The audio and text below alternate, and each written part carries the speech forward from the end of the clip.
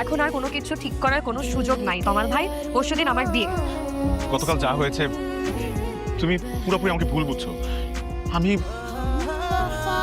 যেখানে আমার বাবার সম্মান নাই সেখানে কিভাবে থাকে বলো?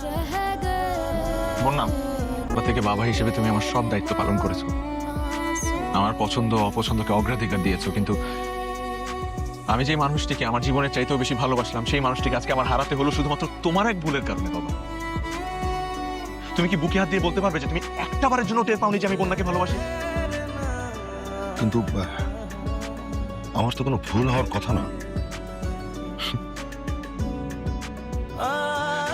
বাবা, আমি ছোটবেলা থেকে এটা দেখে বড় হয়েছে যে আমার বাবা কখনো অন্যায় করে না, অন্যায়কে প্রশ্রয় দেয় না, অন্যায়ের সাথে হাত মেলায় না, ওটা আমার ভুল ধরিয়ে দেয়। আজকে তুমি কিভাবে এত বড় একটা ভুল করতে পারো? আমি বন্যাকে ভালোবাসি, আমি ওকে মারাত্মক ভালোবাসি, এবং আমি এটা খুব ভালোভাবে বুঝতে পেরেছি যে আমি যদি ওর বাবার সম্মান ফিরিয়ে দিতে না পারি তাহলে আমি কখনো ওকে ফেরত পাবো না। আমি আসলে জানি না আমি কি করবো। অনেক কিছু বদলে গেছে তমাল ভাই। আমার ভাই, আপনি ইমোশনালি চিন্তা না করে র্যাশনালি চিন্তা করেন। সঙ্গী হতে চেয়েছিলাম, চাইনি তো, ওটা তুমি আমাকে শিখিয়েছো যে আসলে অনেক কিছু বদলে গেছে তমাল ভাই।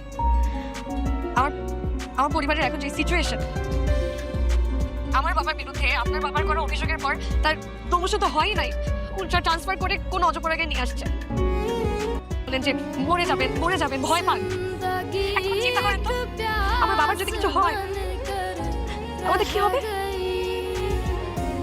আমাকে একটু সময় দাও, আমি সবকিছু ঠিক করে ফেলবো, আই প্রমিস। এখন আর কোনো কিছু ঠিক করার কোনো সুযোগ নাই তমাল ভাই। পরশুদিন আমার বিয়ে। আঙ্কেল, আপনার সাথে আমার কিছু কথা আছে। কোনো কথা নাই, তোমার যদি কথা বলার থাকে তোমার বাবার সাথে গিয়ে বলো। আঙ্কেল প্লিজ, আমার বাবা আর আপনার মধ্যে যে দ্বন্দ্ব এটার মধ্যে আমাদেরকে টানবেন না প্লিজ, আমাদের সম্পর্কটা নষ্ট হতে দিন না প্লিজ। আঙ্কেল, সম্পর্ক? বন্যার সাথে তোমার কিসের সম্পর্ক? বন্যার সাথে আমার ভালোবাসার সম্পর্ক।